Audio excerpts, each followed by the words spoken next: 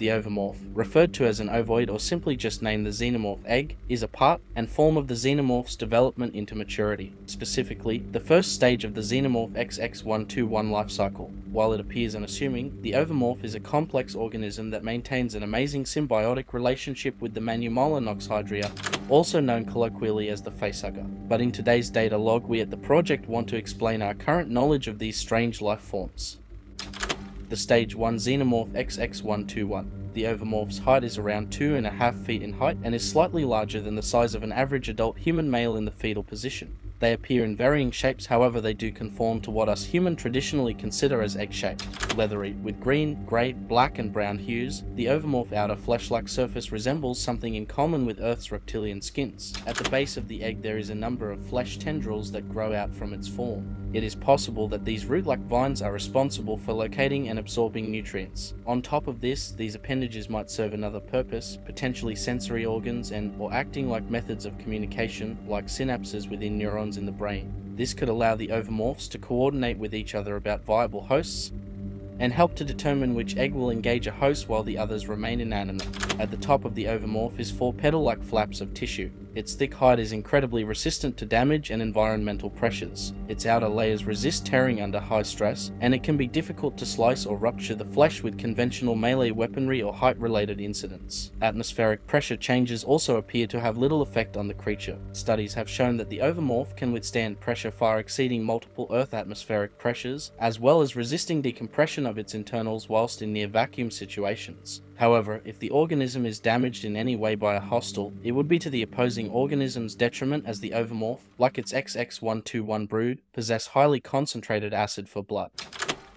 The creature's interior is a much different environment. Within its form, it holds a facehugger as well as a collection of flesh and stringy ligaments that encase the facehugger. While these tissues' purposes are not clear to us due to lack of data, the most likely purpose is to maintain the health, vitals, and connections of the two symbiotic creatures. It's likely that the vines-like growths as well as these tissues collect environmental nutrients to sustain itself and the facehugger. An Ovomorph is, as stated previously, the first stage of the Xenomorph life cycle. The Ovomorph contains a single symbiotic companion organism, the Mmmm, known more commonly as the facehugger. Whilst one facehugger per egg is standard, studies and field evidence suggest it is possible for a single Ovomorph to hold more than one. The ideal conditions for the Ovomorph's growth and sustainability is in hot, humid climates. The XX121 hive structure will seemingly generate its own climate and mimic these conditions so that its eggs possess just the right conditions to thrive. Basically a sustaining housing for the facehugger, the Ovomorph keeps its symbiote alive until a suitable host can be detected. During this time, a complex biochemical reaction takes place that transmits the host viability to the facehugger within. Studies made by Blue Marsoli's aboard station RB232 implies that the Ovomorph can detect whether a host is suitable for implantation or not. Through what means the creature does this is unknown, it's likely a combination of stimuli such as thermal, biochemical, electromagnetic, pressure sensitivity, and possibly even pheromones could play a role in this selection process. But more study is needed in this area. Nevertheless, once the facehugger detects that a host is suitable, the Ovomorph transfers the rest of its biochemical potential to its facehugger. First, the facehugger body springs to life, beginning to wriggle around within its protective egg housing. Then the Ovomorph's 4 petals split open and proceed to peel themselves back. With the host in the vicinity and the top of the egg open and exposing the facehugger, it explodes out from its home and onto its victim, preparing them for implantation. After this process, the Ovomorph has completed its only purpose in life, and having given its last life to its occupant, the Ovomorph slowly dies and begins to wilt away. If left in a hive, the rest of the hive structure will reabsorb its mass for future nutrients. Research and testing conducted at the V22 facility suggests that if an Ovomorph detects a life form but then either deems it unsuitable or the host retreats from the area, then the Ovomorph is capable of resealing itself. An impressive fact of the Ovomorph is that the creatures can live for an extended duration of time. Data suggests that if kept in the right conditions, these eggs can survive with their occupants for hundreds if not thousands of years, all this with no access to external food or nutrient supplies and or atmospheric replenishment. Ovomorphs discovered on LV-426 within an engineered derelict, and those discovered underground on LV-178 had seemingly existed there for at least thousands of years. Whilst they are capable of surviving for many centuries, they seemingly can still expire from old age or lack of nourishment eventually. The best example of this would be when the crew member of the USCSS Nostromo, Thomas Kane, accidentally fell into an Ovomorph whilst exploring the derelict vessel on LV-426. After making physical contact with the egg and disturbing it, the egg remained inanimate, likely meaning this egg had died or was at least unresponsive to his presence. An Ovomorph is produced through one of two currently understood ways. The first is through being laid by a queen stage XX121. The queen stage possess a matured ovipositor organ, as well as a large bulbous trunk-like sac. This egg sac of sorts is responsible for producing, holding, and eventually birthing ovomorphs into any given environment. Usually in the queen's case, that environment is a hive. Each ovomorph emerging matured with a facehugger ready for its potential host. But the ovomorph's entire life cycle is really to nurture and protect its facehugger until a time it can latch onto a suitable host.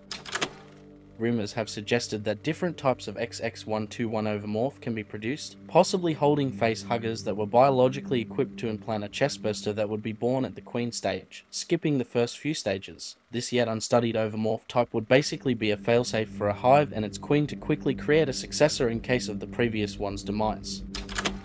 The second known way to generate an ovomorph is through a process called egg morphing.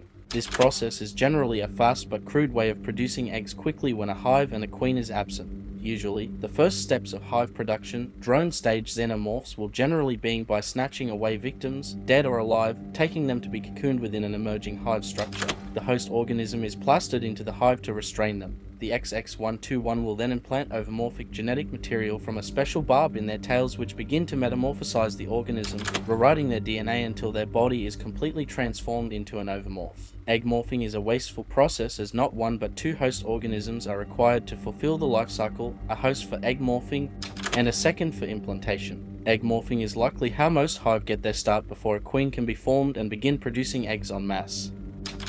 The only other known variant of the ovomorph currently known is that of the Predomorphs ovomorphs, technically a different species from the XX121 ovomorphs. The Predator ovomorph was created by the rogue android David Ayotte. After his departure from LV-223 and subsequent arrival on Paradise, he would quickly turn on his only companion, Dr. Elizabeth Shaw, before beginning a round of horrific experiments with the engineer's genetic accelerant and her body's tissue and biological materials. This was after he bombarded Paradise, a colonized engineer world, with their own biological weaponry, creating a number of abhorrent creatures, some of which including the neomorphs. David Ayotte studied the engineer's records and materials on the planet within the Hall of Heads before uncovering a xenomorph egg there. David's work and studies eventually resulted in the creation of his own interpretation of the ovomorphs. His attempts were successful. While ovomorph-like, these Predator ovomorphs appeared physically taller, were uniquely coloured, and their exteriors were lined with a patterned wrinkle, visually distinguishing them from the traditional ovomorph type. These variants also produced a variant Predator hugger and chestburster that appeared as an infantile xenomorphs, but this is the project's current data on the Stage 1 xenomorph XX121, the ovomorphs. As more studies and data is collected into the future, we will be sure to bring the knowledge directly to you.